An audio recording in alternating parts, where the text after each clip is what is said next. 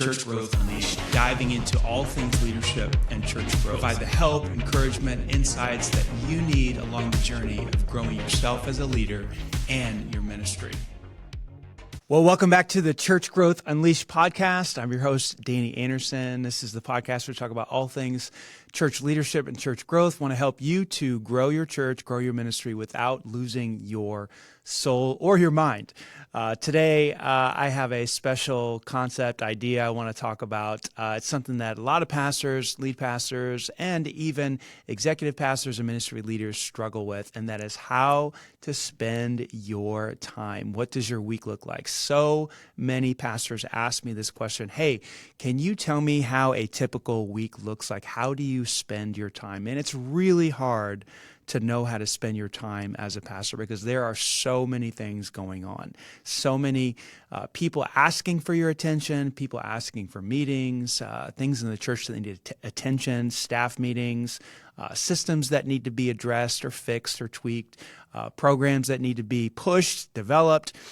Man, how do you know what to give your time to? And so it's a big question that I get. And so I want to talk through that a little bit today. I'm actually going to give you today an idea of my week and work through each day and kind of share with you guys how I spend my time.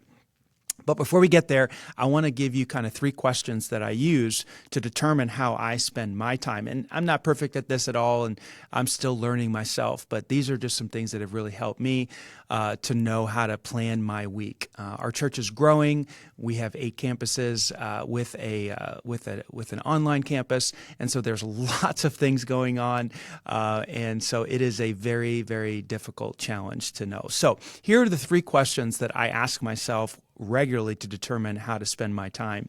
The first one is, what will get the greatest return for the church? As a lead pastor, executive pastor, ministry leader, that is so critical that you're sitting there thinking, okay, I only have so many hours in this week. What's going to get the greatest return on my time investment? And when I ask that question as the lead pastor, I know it's different for maybe an executive pastor, but I come up with some very simple answers. That is, first and foremost, my sermon, my talk that I give each and every week. Secondly, that is leadership development, leadership meeting, leading my leadership meeting, which I'll do a podcast on here soon, how to lead a leadership meeting. Fundraising, huge part of my responsibility, and then also a staff meeting or anything revolving around leading my staff. That is the majority. I would say that is 80% of how I spend my time during the week. Notice I didn't talk about counseling or weddings or funerals or hospital visitation or resolving staff issues or deciding who gets paid what or the budget, determining the budget. I stay out of those areas because that is not going to give us the greatest return as a church for my time. So that's the first question that I ask myself. What will get the best return? The second question I ask myself is this: can someone else do this better than me? Or 80% as good as me? And the answer to that question, when I ask it sincerely and honestly, is yes. There is someone else that can do this job better than me. And so what I end up doing is I give that responsibility to somebody else. So is there somebody that can do funerals better than me? Yes. Is there someone that can do a wedding better than me? Yes. Is there someone that can do hospital visitation better than me? Yes. Is there someone that can do counseling, marriage counseling better than I can? The answer is yes. Or 80% is good, and the answer is yes. And so what I find myself doing is giving away most of the work that comes that someone else can do. And so that frees my time up to focus on what I can do best and where I can bring the most value to the church. So number 1, what is my greatest return on my time? And number 2, can someone else do this better or 80% as good? And then the third thing I ask myself is, am I any good at this? Like, that's just a real question. Like, sometimes you can get a good return on some time investment, but you're not very good at it. And if you find yourself doing something you're not very good at, that can, over time, just wear you out, and you're not having fun, and you're not enjoying yourself, and people feel that around you. And trust me, your staff knows if you're good at something or if they don't, even if they're not courageous enough to tell you. They know that you're not in your sweet spot. So I just try to be honest. Like, hey, am I any good at this? Am I good at leading this budget meeting, or am I good at leading this content meeting, or whatever? Am I good at solving systems, creating systems, and just ask yourself that. Are you good at it? And be honest, and maybe even get feedback from your staff to say, hey, do you see this as a strength of mind? And hopefully they're, courageous enough to be honest with you.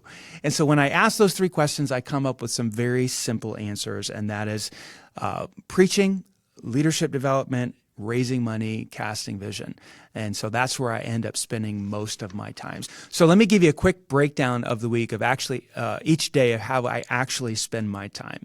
So on Monday, I block that out for a study day. So I am preparing for my sermon. I'm writing my sermon. I'm studying, and that is almost every Monday. That's what I do, unless we have a staff meeting. We do a staff meeting once a month, an all-staff meeting. And unless we have staff meeting, I'm studying all day. But even when we do have staff meeting, it's in the mornings, and then I study in the afternoon.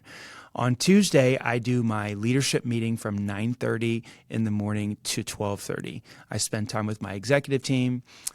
We work through what's called a level 10. I'll do a podcast on here on that shortly here in the future. That's basically the meeting where I lead the church through my leadership team. In the afternoons on Tuesday, I will finish my sermon. And then I will end the day with some sort of leadership coaching with a staff member or someone else that I'm coaching. And then I will always end the day with a workout at 5 o'clock. And so that I also do that on Mondays too. 5 o'clock is my cutoff time, and I'll head to the gym and do a workout, which, by the way, you need to incorporate into your day, your workout routine. We'll do a podcast on that here soon. Wednesdays, I wake up and I do a coaching session with a staff member or someone else that I'm coaching. And then I will come in and I'll actually preach my sermon to my team. There's a group of about 8 to 10 people in the auditorium. I'll preach my entire talk. Right after that, we'll go back into my office or office area, and we'll review the sermon. We'll talk about what worked, what didn't work, what can we make better, and people give me 2 or 3 points to think about or adjustments to make based on what they heard. Invaluable information. I'll take that information. I'll make small tweaks to the sermon, and then I will take a break. Typically, I'll have lunch on Wednesday with either another leader or a donor, a financial donor to fundraise for the church. And then in the afternoons, Wednesday afternoons, I'll spend time usually creating content with a team. And I'll get together with different members of my team, and we'll talk about a future series, or we'll do basically takeaways for the next series, or I will continue writing my sermon, and then I'll close the day out with a workout at 5 o'clock. Thursdays, I'll wake up and do another coaching session with either a staff member or someone else I'm coaching. And then I will do either a podcast, something like this we're doing right now. And then on Thursday afternoons, I have that time blocked off for a lunch with a donor in the church, a fundraiser. And we just basically catch up, we'll talk about the vision, what's going on in the church, and we'll invest in a donor. In the afternoons, I will take time to write the sermon for the following week, so I don't have to start on Monday with a blank slate. So from Thursday from 2 o'clock to about 4 o'clock, I will write next week's sermon, and then at 4 o'clock, I will be with another leader or a staff member, spending time coaching or working on something with them. 5 o'clock, I will do a workout. Fridays is my Sabbath day. If you just listened to our last podcast, you learned all about the Sabbath. Enjoy that. And then Saturday is a flex day for me, where I will work in the mornings, review my sermon, and then spend the rest of the day with my family. So it's kind of a half work day for me. And then Sundays, obviously, we preach. So that's kind of a short breakdown. I mean, there's more to it. Obviously, things change and shift in there as needed. But the 3 questions, again, that I ask myself to kind of come up with this schedule is, what's going to give me the greatest return on my for the church, on my time? Can someone do this better than me, as good as me, or 80% as good as me? And is this something that I'm good at? And so hopefully that helps. Use those 3 questions and to determine how you're spending your time. Obviously, if you don't have a team built out, it'd be tougher to delegate and give other people responsibilities, but in time, that will come as you develop your team. I hope this is an encouragement to you, and we'll see you next time on the Church Growth Unleashed podcast. Take care.